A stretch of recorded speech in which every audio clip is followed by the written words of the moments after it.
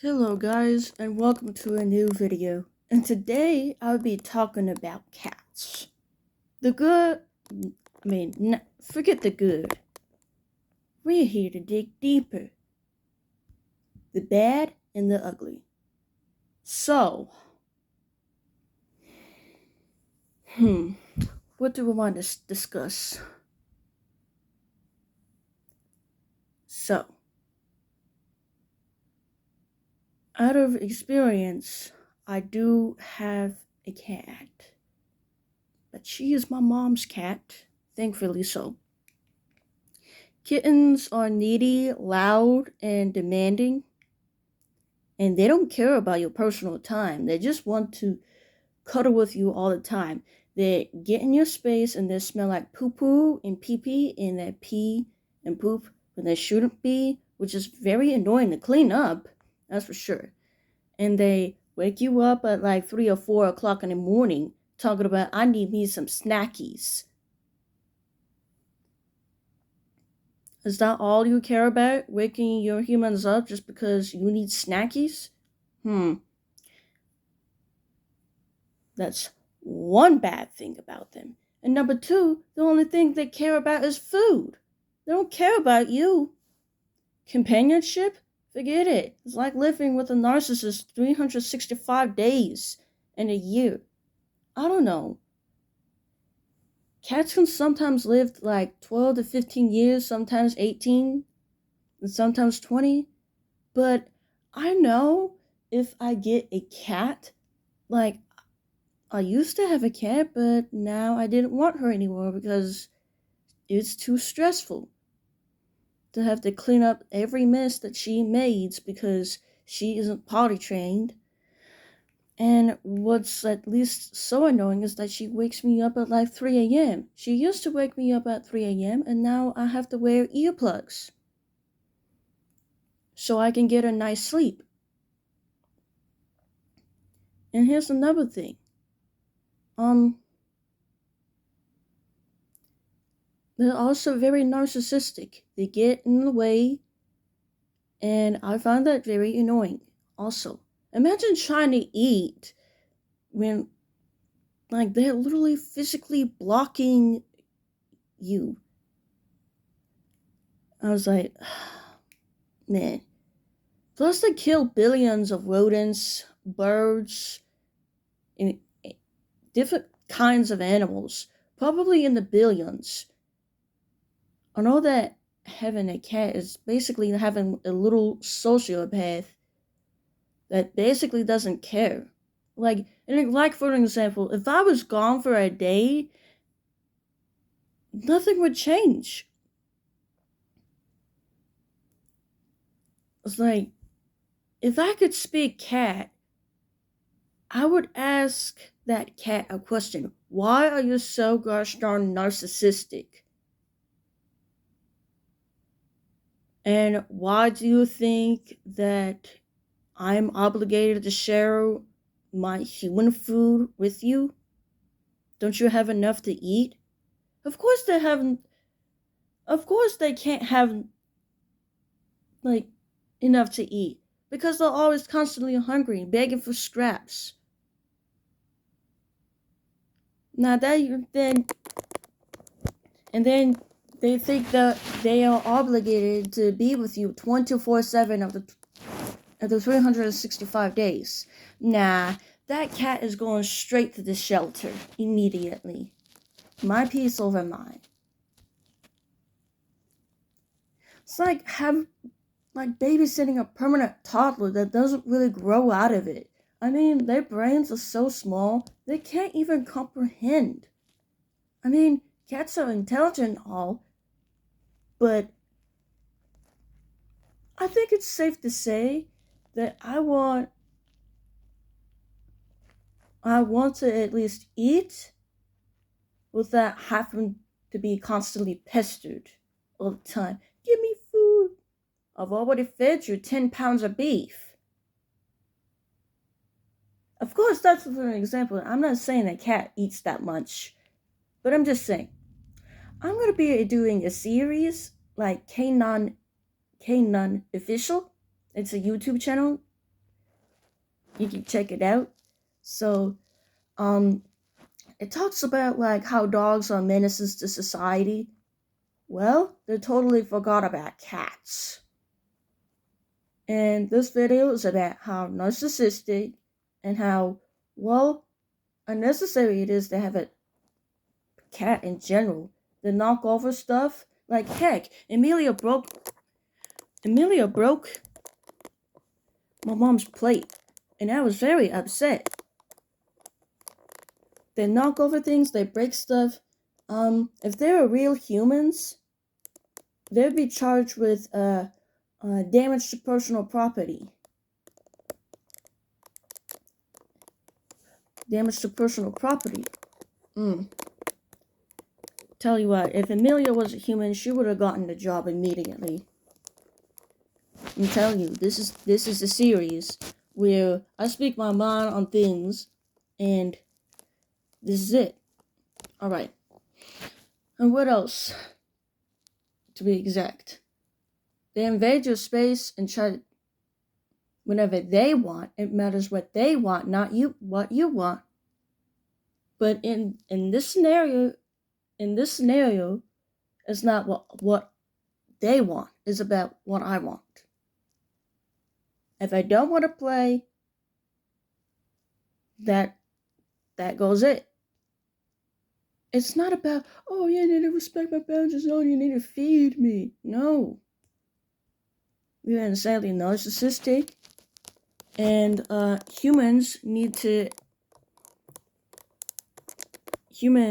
should have kept these wild animals outside, because they're in fact wild animals. They are not domesticated. They still have the instinct to hunt, despite obviously being well fed. Why? And they also have the audacity to try to get in your room, but obviously you don't want it. You're exhausted, and you want to lay down and relax, and you got little tiny paws, like, trying to reach it. Like, bruh, this is my room. This is my territory right here. Just because I bring you into this house, it doesn't mean everything that you touch is yours. Oh, wait, it's too gosh darn difficult for you to understand because you have a brain of a toddler. And you'll probably be in the toddler for like, I don't know how long you live, but you're sure as heck is not going to live long as me. I could have sworn. You used to want to have a cat, but I've now learnt my lessons. That cats are just as narcissistic as dogs. Like, I thought cats are independent, but this one eats her own poop.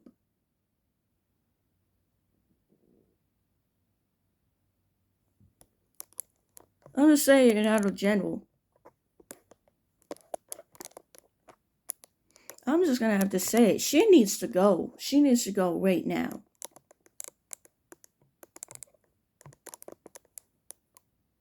And if you don't give them enough attention, they act out.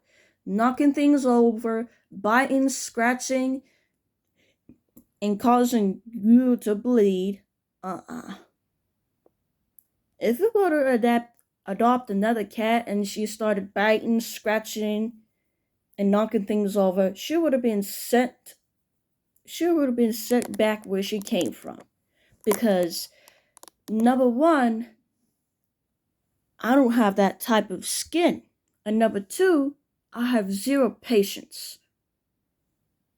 I brought you to my home, and you're going to appreciate that. Because if not, I'm going to send you back to the animal shelter and they can figure it out.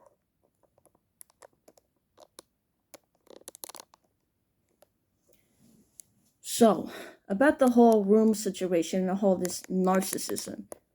They think your food is their food. They think your house is their house. Despite obviously not paying the bills and not having a job. Like, talking about, why were you away for a whole day? Fill out my book. Who do you think you are speaking to me that way? Respect your elders. Um, and the reason why I said that cats are wild animals is because they have a tendency to hunt. Well, they're obviously well fed. I'm sorry, but I'm not going to make the mistake of bringing another wild animal into a house. Just because they're cute. Nah, they're not cute. They're little killers, but probably won't miss you. They won't generally miss you. They're just saying like, "Oh, you're home now. Fill my water bowl up. Fill my food bowl up. Clean my litter box. Do this. Do that." Kind of assertive. But when it comes to me, like, I don't tolerate disrespect well. I've been pushed around my whole life, and I refuse to be pushed around by some wild animal. It's probably the size of, I don't know, a baby. I refuse. I was pushed around by so many people in life, it's not even funny anymore. And I'm not going to be pushed around by some feline who thinks that she runs the show. She doesn't. She's just a cat. And I will never, ever let some dirty, smelly, dirty, stinky, disease-ridden, flea-ridden, parasite bag of an animal sleep in my bed in my room.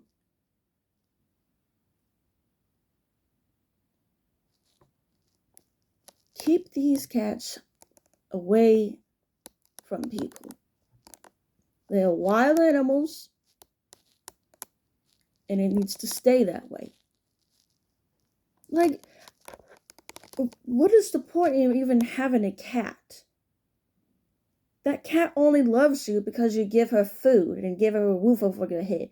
And now if you don't provide that, now she's angry at you for being, oh, so cold and distant. Like, shelters may have too many cats, and they might get euthanized, but there's a 50-50 chance like the cats get adopted. The same with any pet in general. Like,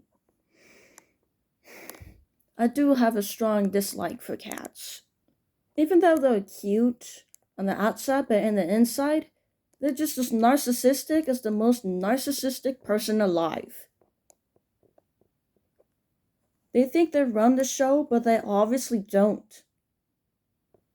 They're felines with a nasty attitude and with nasty fur, and they're a whole host of parasites. And plus, even if you feed them, they'd still constantly want more. Kind of like dogs. I mean, cats are naturally independent, but when you got a cat that constantly wants to be with you 24/7, eventually it just rubs off like sandpaper. Like, it may be cute at first, but eventually when it comes to like this and that and the third, if I get fed up, enough is enough. I've been pushed around. Imagine having to constantly be around someone 24/7 of the 365 days. Despite you being obviously tired, wanting to go to sleep, wanting to eat, wanting to go to the bathroom without these little paws trying to tuck over and opening the door. If that cat would have opened that door, she would be out of the house. No questions. Just remember that these creatures are wild animals and not domesticated. They live by their own rules. Even if you set boundaries, they still find some way to get on your nerves.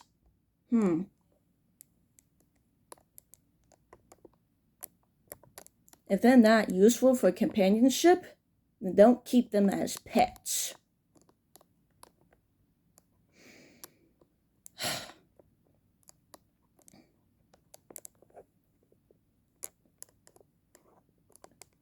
And yes, And that is my whole experience of being a semi-cat parent.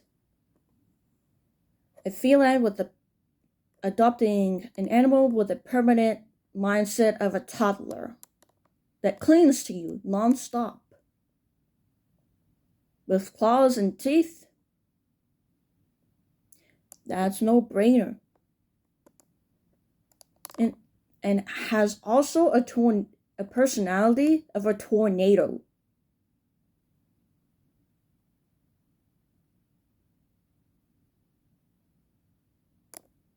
They're not great for companionship.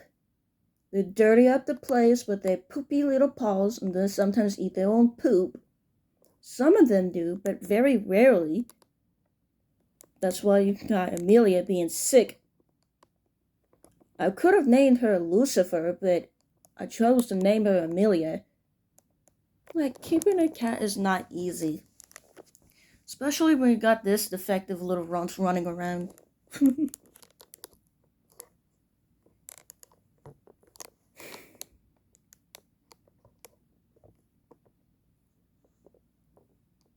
That's why if I ever want companionship, I got this laying around. This is a Sonic plush. It doesn't eat, it doesn't need litter box training, it doesn't need water, it just needs love. But now with these living creatures running amok, disgusting flea bag, they need vet bills, food costs, and supplies for the pets. That costs a lot of money. Adopting a pet with a mindset of a permanent toddler, not a good idea.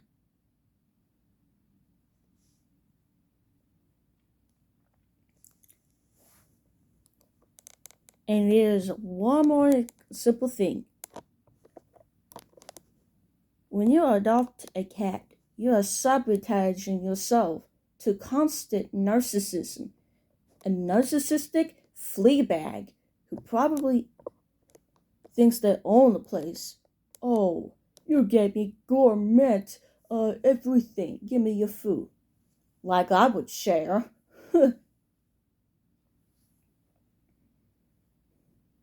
Sits on your laptop and makes your life even more difficult. Oh, because they can.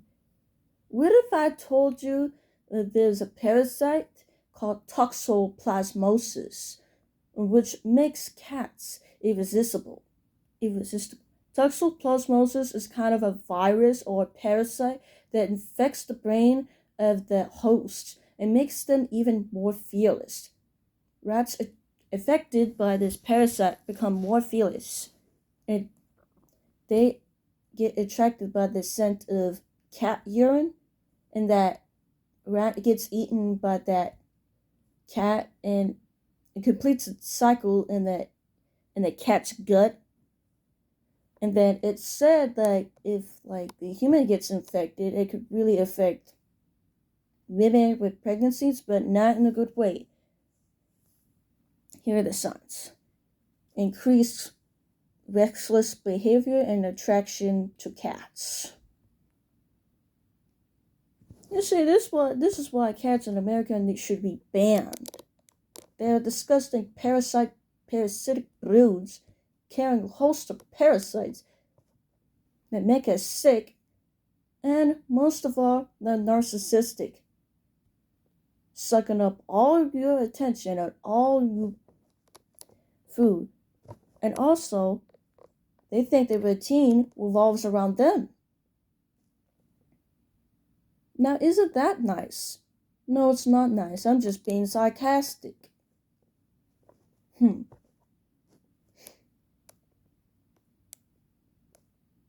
And despite obviously getting the scratching post for them, they still mess up your furniture.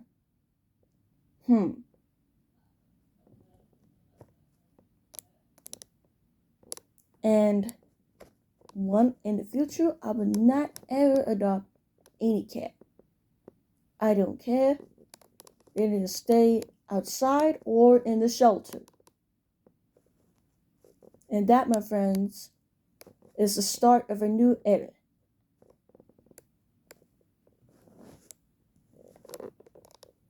Thank you for listening,